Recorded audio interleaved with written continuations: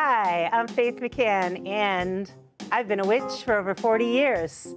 And no, we are not evil. Learn more about the magical world and how the magical world affects your world right here on The Magical Alternative. And you don't have to be a witch to watch.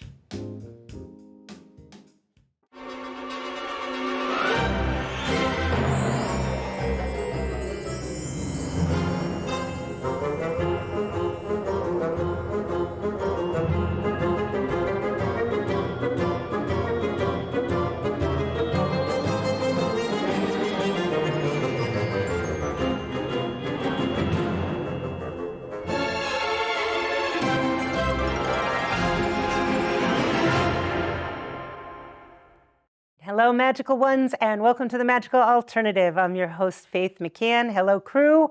And this month, our musical guest is Dean Boltz. So welcome, and I'm glad to have you here. I want to say a big hello to our newest addition to our public access TV family. In addition to our home here at Community Voice Channel in Bolton, Connecticut, which serves the towns of Andover, Bolton, Ellington, Hebron, Marlborough, Tolland, and Vernon. Well, our show has been picked up by the Cox Manchester Public Access TV channel. We're now saying hello to the towns of Manchester, Glastonbury, Newington, Rocky Hill, South Windsor, and Wethersfield. So hello, everybody. So glad to have you here, and I hope you enjoy this.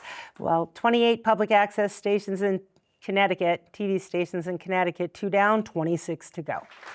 So for those who are new to our show, this is our 3rd year, and we're like a late-night magical late-night show. And it's a TV show by magical people about magical, interesting, informative, and fun things. And we're year-round, not only in October. What? We have an awesome band every month, November Sound, who's not with us tonight, but when they can't be with us, we have amazing musical guest stars, such as tonight, the wonderful Dean Boltz. So give him a hand. And Dean, I wanted to ask you, this is going to be coming out in May, so what's happening on your musical schedule? Yeah, I've been writing songs for a long time, and finally decided I wanted to get some recorded and try to get a CD out. So nice. I've gone into the studio. It's called the Tiny Bunker down in Hamden. And we've got 3 songs ready to put out. And then we'll start working on more. Hopefully, probably won't be coming out in May. These songs will probably go up on Spotify by then. But okay. Now, is the CD called The Tiny Bunker? The CD, that's the place you're recording the it. Tiny Bunker is where I'm recording. Okay, so what's and the CD will get one of 2 names. Acoustic Horizons is what I had always thought it would be. I like that. But I've written a song called "My Death Is in the Past," and that one might be a better album because it might get people's attention. It just might, yeah. That might get a lot of clicks. So Yep. Very cool. And this is going to be a CD of 3 songs. It'll be a CD, probably 12 songs when I'm done. I've got about 100 songs written.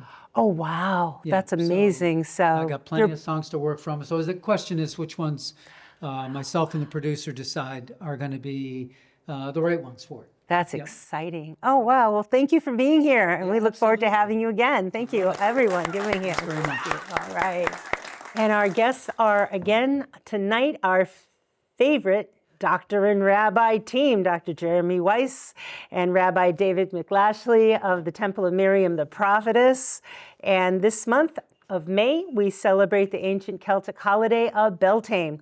We're going to be discussing the magic of trees and the magic of food. But before we get started, I'm going to do my monologue. And we're going to discuss Punch the Monkey.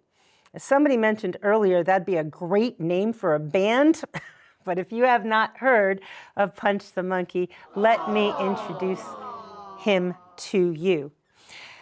Punch the Monkey is a macaque monkey in Ichikawa City Zoo, Japan, and he has become an internet sensation. Punch was born in July of 2025 and was abandoned by his mother. Sad. Well, zoo animal behaviorists feel that between her having a very difficult birth during a sweltering heat wave, combined with the fact that she had never seen a baby raised in the entire troop of macaque monkeys in the zoo, she was the first one to give birth. And they learn by watching. So she simply didn't have the bandwidth to raise little Punch, so she ignored him. And she looked at the zookeepers like, you do something. And they were like, well, no, you do something. And that kind of, led to a standoff. So little Punch was ignored, isolated, and started to be bullied by the other monkeys of the troop. Because of this tribal animal behavior, when people found out about poor little Punch becoming an outcast, his story went viral, and Punch the monkey became an internet sensation. The zookeepers, in an attempt to give him something to hold, as baby macaques need to grip something right from birth, because their climbing ability is vital to their survival, they searched through the zoo and first gave him a rolled up towel. Punch wasn't really keen on that. He's like, nope, not interested. Then they gave him other stuffed toys shaped like other animals, dogs, cats, even a giraffe. Also no interest. Finally, they found a stuffed orangutan and gave it to little Punch, who quickly took to it, and it became his surrogate mother. He was able to hold on to it, carry it around, and it mimicked the feel of a real body better than the other toys. So after several months, Punch has started to integrate into his troop. After being ignored, bullied, he finally passed the hazing rituals and is being accepted in. He's made friends, and happily an adult female has adopted him and has taken the role of his mom. Now that little Punch is being accepted, animal behaviorists say he will quickly fade into the troop and become indistinguishable from the other macaques. Okay, bring the camera closer. I want to talk to little Punch. You know, little Punch monkey, you don't want to fall for this. Every high school class has some kids who experience this situation. We're the cool kids. Bully, tease, belittle the outcasts, the misfits, the unpopular farm girls, monkeys. Don't fall for it, Punch monkey. The cool kids, trust me, after high school, they just become regular moms and dads working at the local mini mart or Pizza Bowl-orama, and on the weekends screaming at the neighborhood kids, get off my lawn. And Punch monkey, my little man, remember, you're an internet sensation, an influencer. Hold out for the marketing, the Punch merch. That's big. Punch merch is gonna be big. Get an agent. Show those other macaques there's a new monkey in town. It's Punch. Hang in there, Punch. We're not gonna let you fade into obscurity. To find more on Punch, watch Zoo at Home YouTube, and you can find him in other places online. Now, a lot of people are against zoos, but unfortunately around the world, with extremely wealthy individuals facilitating the poaching of exotic species, capture, and the keeping of exotic animals as if they were toys and not living beings, wild animal sanctuaries, zoos, and game preserves, unfortunately, are the only future that will guarantee the survival of these species against the only absolute predator that threatens the balance of their existence, humanity. Well, we're going to talk about Beltane now. Beltane, thanks, Dean, that was awesome. The name we call the first day of May. Well, for us, we call it Beltane, but it has a lot of other names you might be familiar with. Ladies' Day, May Day. Floralia is Roman, when they honor the goddess of flowers. Walpurgis Night is medieval and Germanic. May Day is a traditional spring festival in Europe. Proto-Maya is Greek, and it translates to the 1st of May. Other names include Calan Mai in Wales, and the general modern reference to May 1st as May Day is distinct from the distress signal you might have heard. So, now about Beltane, if you haven't heard of it before, it is not only our first day of summer, it's the start of our 6-month summer season. So we look at a 6-month of winter, 6-month of summer. During Beltane, the ancients would construct 2 bale fires a few feet apart and drive the cattle through. This was a way to purify them from the vermin which would jump off the hides before they were slaughtered. Humans would also run through the fires for spiritual purification. The bale fires were constructed of 9 different types of wood that were supposed to be gathered by 9 separate men. One man was to collect one type of wood. The 9 woods were willow, birch, alder, hazel, hawthorn, holly, rowan, ash, and oak. There is an old poem that we will recite during our ceremonies or our services. It's called the Wiccan Reed, and part of it is woods into the Beltane fire go, burn them quick and burn them slow. Well, all of these woods have special meaning. The birch represents the goddess, new beginnings and purification. Rowan symbolizes life, protection, and magic. Ash represents the world tree, connection, and masculine energy. Alder, associated with spiritual decisions, divination, and fairy magic. Willow symbolizes healing, growth, and the nurturing power of women's mysteries. Hawthorn represents purification, fairy magic, and is used in May Day celebrations. Oak symbolizes the god, male power, and fertility. Holly, associated with protection and overcoming, sometimes used to repel lightning. And hazel represents wisdom, knowledge, and creative inspiration.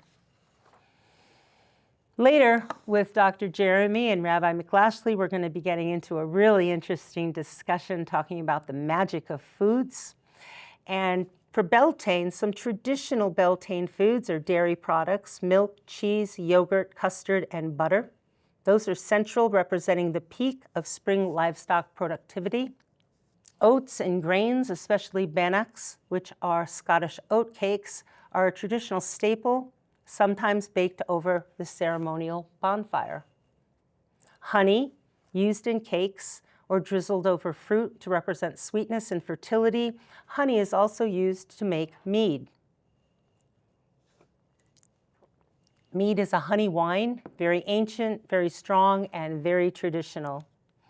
Spring greens and herbs, especially fresh nettles, spinach, parsley, rosemary, thyme, and mint are used to celebrate new growth. Red and yellow flowers and fruits, strawberries, cherries, rose petals, and calendula represent the vibrant colors of the season.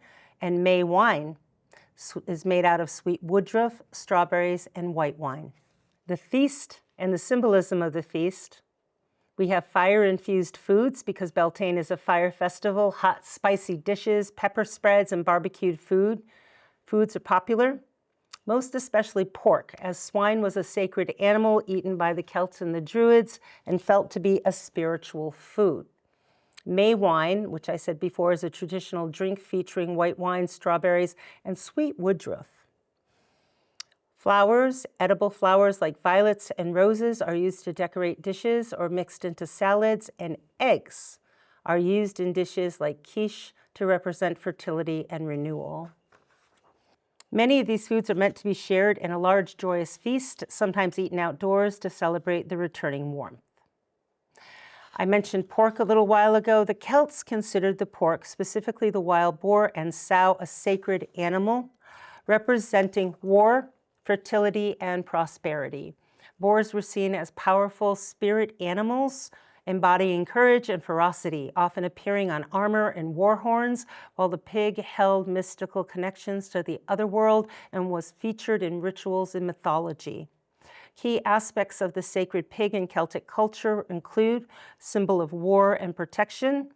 Boars were revered for their fighting spirit and strength, often used as protective imagery on helmets, shields, and on the top of war horns. Fertility and magic. The sow was associated with the cycles of life, death, rebirth, and the moon.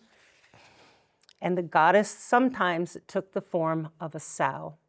Mythological feasts. In Irish mythology, pigs often represent divine sustenance, such as the tales of Mananaman MacLear, where pigs were cooked and eaten only to be resurrected, representing magical nourishment. As a symbol of wealth, Pigs were staples in the diet of the Celts, particularly for the elite, and they appeared frequently on coins and in funeral offerings. And the champion's portion, the best part of a feast, often pork, was reserved for the bravest warriors. While the wild boar represented the ferocious warrior, both wild and domestic pigs held a profound, honored place in Celtic spiritual life. The pig was also an animal that could be let free in the oak forest, and the animals would eat their fill of the millions of felled acorns, fattening them up without any need for growing fodder for them. No grass to cut, dry, and store, no grains, just let them scavenge in the forest and then slaughter them before winter, and then smoke, salt, and cure them for preservation. Early Roman chroniclers recorded that the Celts smoked hams and other parts of the swine, which preserved the meat throughout the winter, along with the beef and salmon. Smoked salmon was often paired with honey. And dried foods, cured and smoked, was how the ancient Celts survived long winters, and it is believed they perfected curing and smoking of meats long before Europeans began doing so. This knowledge was part of a broader, sophisticated approach to agriculture and pastoral life during the Iron Age.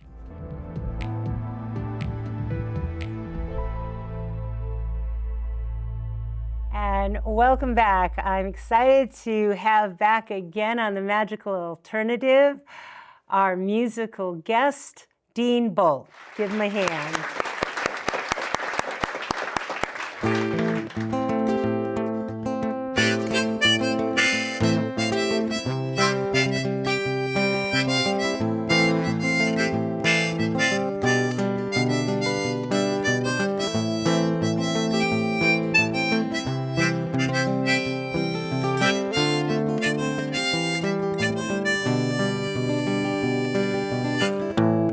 We've had our share of heartbreak. Mills closed, friends moved away. They say it's no place to raise your children. We don't care what they say about our little mill town, sitting on the banks of a stream, watching water wheels go round to spin those spinning thread machines, just like ghosts in old factories. Old mills living in my dreams, just like every old mill town you've ever seen.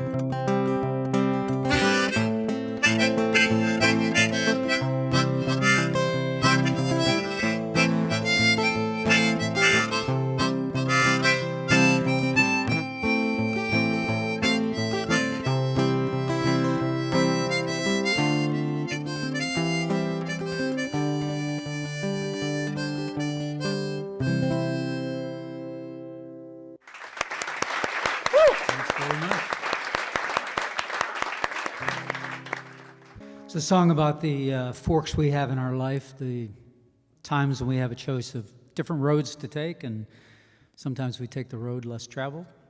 It's called My Recurring Dream.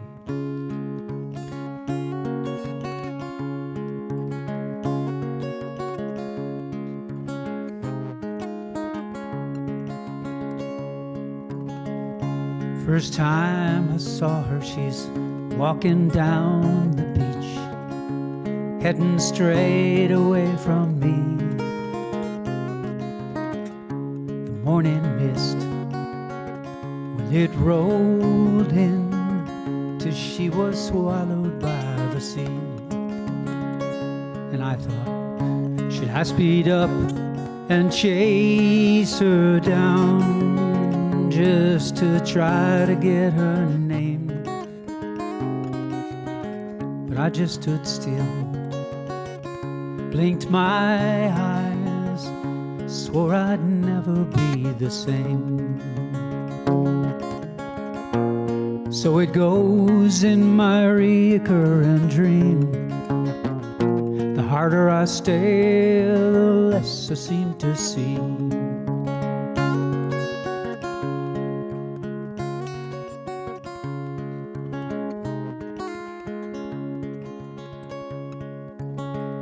next time I saw her, she's in Colorado. Mountain silence is a sound. She was flowing down and I was marching up. I just could not turn around. Soon I stood on that mountain peak, staring at a bluebird sky. I wondered then why I could not turn around. I guess I'll never know just why. There've been times in my life I could have turned a different way, but I just moved on, stuck to the script of my play. I guess I never know what I missed on that bluebird day.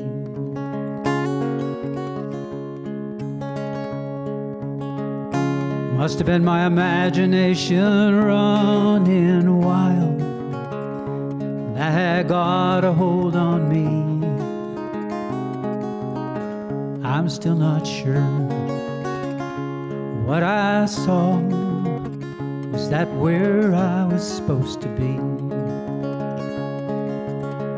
We never know about the paths that we cross. We never know which way to turn. Should we turn right? Should we turn left? How many bridges have we burned?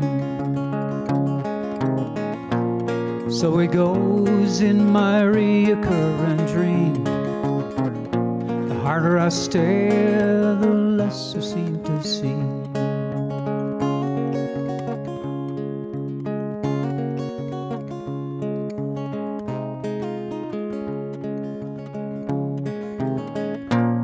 So it goes in my recurrent dream.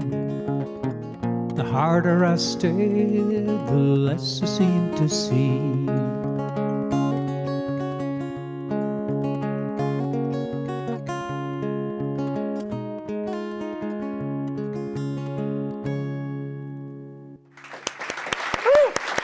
Thanks so much.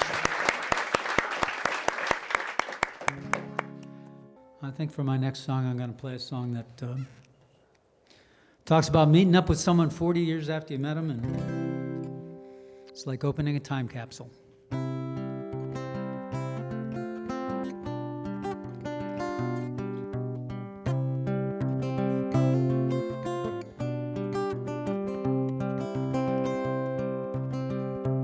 I remember her, the way that we all were.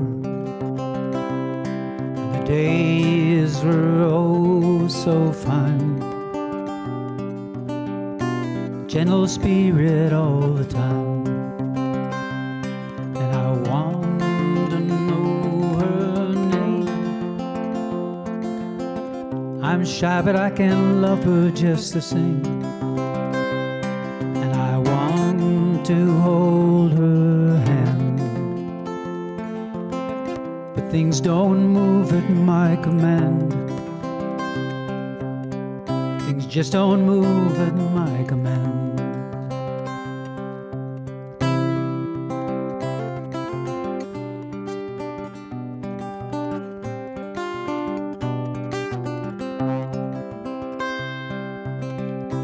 Things that we know now, we didn't know back then. We're bound to grow somehow. I always thought I'd see her once again, and I'd want to know her name. To miss her twice would be a shame. And I want to hold her hand. Things don't move move at my command. Things just don't move at my command. It's a lifetime chasing days. One by one they quickly flow away. We're left standing here on the shore, wondering what we come here for.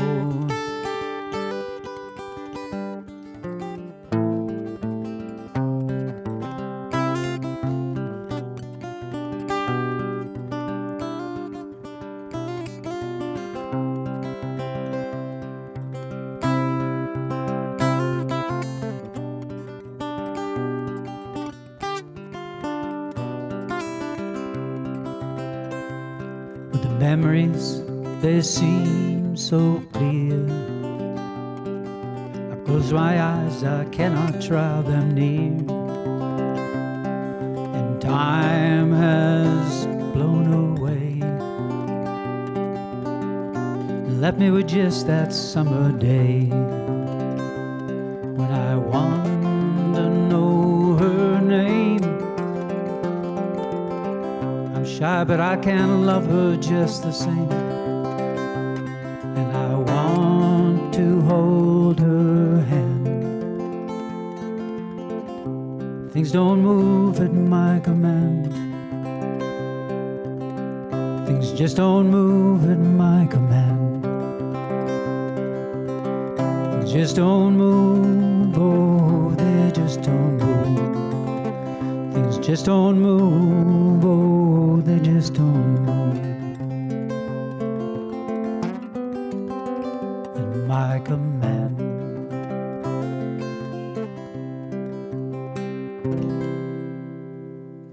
Woo, thank you. That was great. Thanks very much.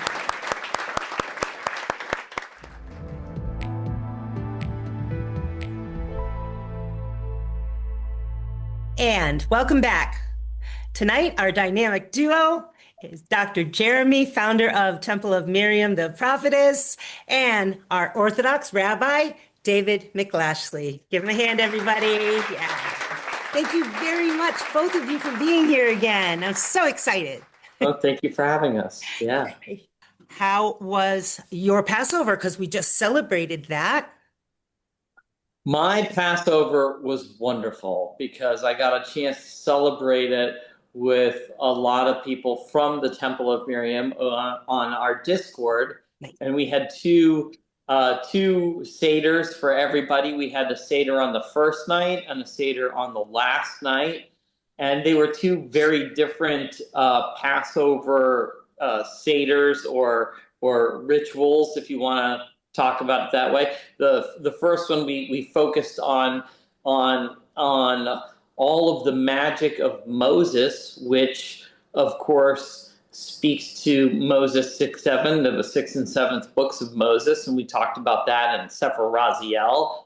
And then on the last night we got to talk about a lot of different of magic, Lurianic Kabbalah, which changed the holiday of Passover, impacted the holiday of Passover significantly, and not just get a chance to talk about Lurianic Kabbalah and Passover, but we got a chance to celebrate Mamuna, which is a very special holiday filled with magic and ritual and interesting food, which is the topic of our conversation tonight, I think. That's right. Well, I had started this show talking about Beltane, which is this month, and that is the first of summer. And then we got into the Celtic foods, especially the Celtic foods of Beltane. Now, we've talked before, Rabbi, about the correlation between ancient Judaism and ancient Celtic practices and how many different things are so alike.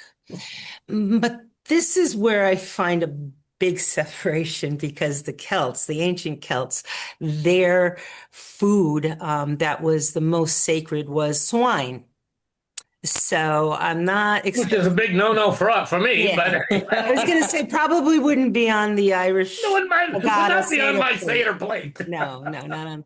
But they, I talked about how they gave the champions portion, the biggest part of the pig, the best part to the warriors, but they looked at wild boars as they are ferocious and they're big in the whole being tough and courageous and all that kind of thing. So, but the one question I had about pork that I don't think I've ever heard addressed.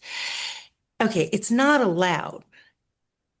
But following that through, say somebody were to eat it, is there anything written in the Torah or the Talmud, or is there a punishment or a backlash that supposedly would affect that person should they consume it? Well, the thing is that we have to understand that the dietary laws, the Hilchos Kashrut, which are the dietary laws. And of Animal, the dietary an laws. animal has to both chew its cud and have cloven hooves. Those are the two simanim. Those are the two signs or by which we know an animal is kosher. So the thing is that, if you eat a non-kosher animal, I won't get into punishments because today we don't have the Sanhedrin. We don't have the Beit HaMikdash. Without the Beit HaMikdash, the whole punishment, there are four types of punishment in Judaism. Capital punishment, which is skilos, reifa, herod, v'chemek. No, eating a non-kosher food is not a capital offense, but Kabbalistically, it's what they call metamtem et halev. It creates an impurity for the heart. Does pork translate equally to anything non-kosher, or is it like super non-kosher? Is it? No. Once it's not, a pig isn't any more non-kosher than any other non-kosher item. They're all equally not. I did not know that. Okay. Yeah, they're just not. Once it's not kosher, it doesn't matter. It's not kosher. Okay. And is there anything that you need to do if you accidentally eat a pig? No. In Judaism, I don't think it's meant, the rabbi can speak to this, I don't think that we have a specific ritual that you have to do once you eat pig, other than if you did it on purpose, then at Yom Kippur, you need to make atonement for your missing the mark. You're falling short.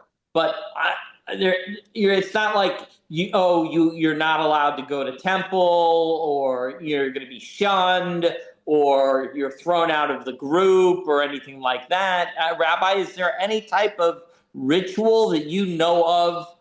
No. Yeah, there you go. That's the answer. Is that first of all, I want to clarify something.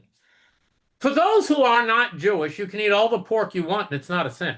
You can eat chazer. You can eat chazer day and night. Stuff your face with McDonald's pork McRibs or whatever you want, and it's not even a problem. It's not even an avera. It's not even a sin. I mean, non-Jews do not. That only applies to observe the laws of kashrut. Okay, they don't. And it does not affect them at all, spiritually, morally, ethically. It's not that God saying, well, it would be better if you didn't eat that. No, it's great. It's fine. I mean, quite frankly, this law only applies to people who are Jewish al pi halacha, by Jewish law. That's it. Anybody else can eat all the pork they want. And the consequence. And in fact, I believe in Genesis, it actually says you may partake of all of the animals that you want, right? Yeah. So anyway, if it's einus, if it's shoygeg, which is unintended, you have different levels of, if you violate a law, you have different levels in Judaism. Agreed. If it's done b'mezid, that means it's done intentionally. If it's done b'shoygeg, that means it's done unintentionally. If it's einus, it's totally accidental. Like, I don't know, I've got my mouth open and a piece of pork flies into it, Wow. That's one party. That's some kind of party. Now, let me ask. And I'm saying, damn, that's good. That's what I've been missing out on all this time. Well, let me ask you, with some foods, certain Jewish holidays automatically come to mind, like apples and honey. Yeah, right. That would Rosh be Hashanah. Rosh Hashanah. Fried foods. Sure. Hanukkah. Matzah. Oh, Passover. Mm. Hamantash and Purim. Hamantash and Purim. That's We got perfect. Shavuot coming up. Blintz's dairy products. We eat That's dairy on Shavuot. sweet, because I Mafleta for am. Pesach. After Pesach over, I'll let Dr. Jeremy address that one. Mafleta is a certain pancake that they dip in honey and butter Oh. for a good for. It's a segula for parnasa and mazel and parnasa tova for a good livelihood and mazal and good luck for the coming year. And they So do it's this not after all Pesach. in memory. They have this pancake called mafleta. No, no, 'Cause no. it seems like so much of it is in memory of, fried foods, Hanukkah, in memory of the destruction of the temple, Matzah, in Oh, memory of, running out of Egypt. yes. I would say that the So much two, memory in Judaism. well, they do function in two ways. You're usually in two ways, and you've picked up on one. I think one is that usually you're right. They are based on something from the past, and it's conjuring up an image or memory of the past. Okay, but the other one is usually to ensure a good following new year, or to ensure good livelihood, or to ensure good health, or things like that. It's not just because it's good for you that we eat fish on the last day of Passover. Okay, that's also protective against the evil eye. So it has twofold. It's two So that things. really is a magical property of using the foods. Yes. Okay. Oh, I like it. Absolutely. We talked about the fact in various holidays, most foods are both associated with remembering stuff, and they're also associated with bringing you positivity. Okay? Yes. But I know of two foods one that doesn't do anything positive or negative, and then there's another food that is magical that is only negative. The chametz is the negative, and it is a negative magical food. It's trying to get it out of the whole house. We're trying to get it out, and it represents spiritual spiritual nonsense, spiritual aggravation, spiritual, all the stuff that you're trying to get rid of. Tsuris. So, okay, that's what it represents. And now, the one that's neither positive or negative, that's not the haroset, because that's sweet. That's neither positive or negative I'm going to say, is coffee. Coffee. Now, coffee is not officially part of the Seder, okay? But the most common Haggadah used in Hebrew English world is the Maxwell. He said it. The Maxwell House coffee Haggadah, and there's over 50 to 60 million copies around in print since its inception in 1932. And what happened was Maxwell House saw Seders, Passover Seders, as an opportunity to serve coffee. Oh, wow. And so they created their own Passover Haggadah, and they gave it away for free at the grocery stores and the shopping stores. And it is still to this day the most popular one used. And in fact, many of them are collector's items, even though they're still free. The last update, I think, might have been in 2011. Wow, so, that's fabulous. I love that. That is great. Oh, my goodness. I think that's wonderful. If I may just elaborate on something about the chametz, the doctor said, which is the ikar zach. That's the main thing. Yes. That's the ikar nakuda, we say, the main point. In Pesach, to get rid of this chametz, chametz, leavened product, there's 5 types of grains that we can't have that can become chametz. And the 5 grains are wheat, oats, rye, barley, and spelt. Those are the 5 grains mentioned in the Torah Shebechtav, in the written Torah: wheat, oats, rye, barley, and spelt. Yes. Those 5 grains can become chametz. Now, what does chametz really represent, as Doctor alluded to? It's the ga'ava, ego, pride. What does yeast do? When bread is leavened, when it's yeast, what does it do? It rises, it gets puffed up, right? It becomes puffed up. So a person who's puffed up, the whole idea on Pesach, we go to crazy measures to get rid of this chametz. What do we do? I mean, we do the mechiras chametz, we sell the chametz, and then we do bigdikas chametz, we search for the chametz, and then we do bittul chametz. Any chametz we miss is considered like negated; it doesn't exist. So we do the mechiras, we sell it, then we search for it, then we negate it, like, oh, if I missed anything, it's like dust of the earth to me; it doesn't exist. And then we do the beer chametz. We burn the chametz. We burn. And they have to understand, all during the year, chametz plays a pivotal role in Judaism. We have challahs on Shabbos, right? The challah. And on Purim, we have chumintash, and Shavuot, we have blintzes. Most of the foods that we have associated during the holidays are, of course, positive. Wonderful. Here's an example of one that's negative, right? Yeah. And then we have one that's an example of one that's neutral. So Neutral, but then the hametz becomes okay again afterwards, because you can buy it back, or you can get it back. You can bring it back into your house. Yeah, you can. Yeah, of course. Once Passover's over, then you're good to go again. Wow. Well, I just find that the people I know, and I know so many people of the Jewish faith, and everyone is different.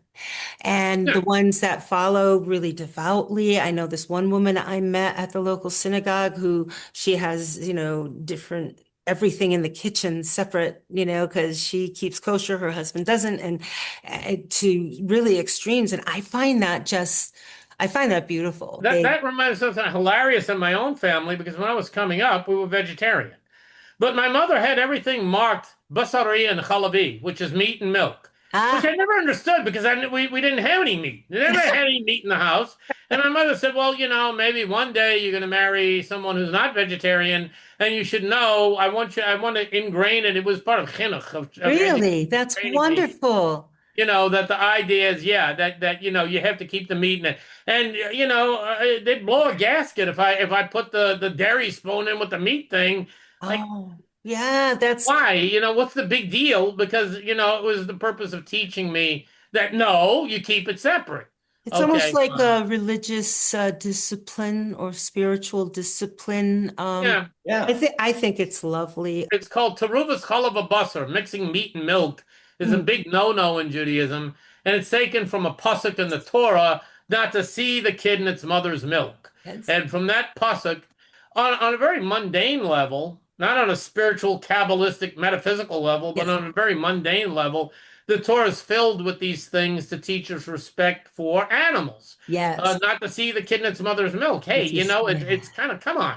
You're going to see a kid in its own mother's milk? I mean, it's the idea of chasing away a mother bird before you take her eggs. The idea of yoking together when you're plowing the field, of yoking together a shore and a chamor, an ox and a donkey. Why? They graze at different paces. They graze at different rates. One's trying to stop to grab a snack. The other one's saying, come on, let's go. They're working against each other. That all relates to Tsar Balei Chaim, causing suffering to a living creature. So the idea is the whole concept is that we're supposed to be rachamim b'nei rachamim, compassionate people. Giving Dr. Jeremy and myself the opportunity, because a lot of things that Jews do to people from the outside, I can understand they look bat guano crazy, because they do. I mean, the thing that says, but once you understand the underlying meaning, the spiritual meaning of the message, you understand. You get an appreciation, deeper appreciation, of how what these things are designed, or that it's not only it's a connection with God, but it's also a means of bringing our neshama, our soul, into alignment with our higher self, our nefesh elokis, it's called in Chassidus, our godly nature. And everyone has a godly nature. You don't have to be Jewish to say to have a Exactly. to bring yourself into alignment with your godly nature. It just means that every action you take a step back and say, how does this reflect on me as a person? How does this am I acting in alignment with my higher self? And Right? as I alluded to earlier, that's what the seven Noahide laws, the Sheva Mitzvot Noach, are designed to do. And like I said, if you're saying, hey, that's not enough, I mean, hey, the door's open. We're That's not right. telling you have to come in, you have to enter it, but it's open. That's right. That's right. Well, I want to thank you both. This has been wonderful. I'm so excited. And Just mention one final thing. oh, yes. Dr. Jeremy's readings and my readings, Oh, what we do. Dr. Jeremy. What kind of Well, readings do you thank do, you. Dr. Jeremy? Aside from the usual tarot readings, my specialty is really doing bibliomancy, which Oh, is love it. usually a sortilege process in combination with using a book. And the book that I like to use helps me get in contact with the seven prophetesses of the Bible, and they usually are able to direct me to an answer from the 5 books of Moses, right? The Torah, The talk. that will answer the querent's question. That's the one that I like to do.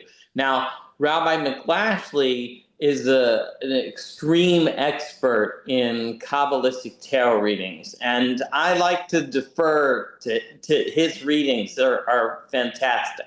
Wonderful. Now, can anyone watching get a hold of either one of you to get a reading by contacting you at the templeofmiriam.com? Absolutely. Templeofmiriam.com. You just go there. You can select myself or Rabbi McLashley Wonderful. and book a reading with either of us. Excellent. Thank you. He's a good one. He's a good one. Excellent. You're both excellent. I know this. Thank you We're so gonna point at much. each other now. Thank you so much, Faye. Thank you. Thank you. All right. Thanks for having us. All right.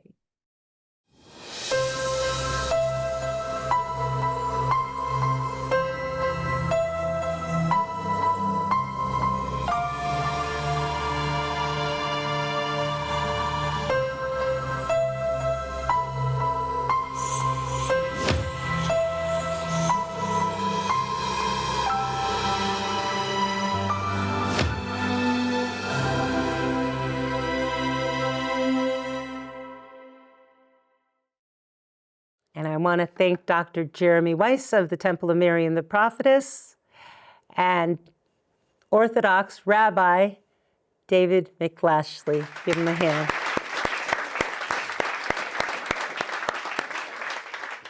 Please check out our magical and shiny website, enchantmentsct.com, and our new email, enchantmentsct@gmail.com. Is it your dream to be on television, to have your own TV show? So how do you do it? Contact the public access television station in your own town, have a concept, get some friends together, and they will help you make your dream a reality. I want to thank everyone on the crew here at CVC and on the crew of The Magical Alternative for always showing up and always being here. I could not do it without you guys. As the late, great John Lennon said, peace is not something you wish for, it's something you make. Let us keep praying for peace in the Middle East. And for my people in Ukraine, Slava Ukraini, America Vizami. Thank you for watching. Be safe. Have a beautiful rest of your night, and peace.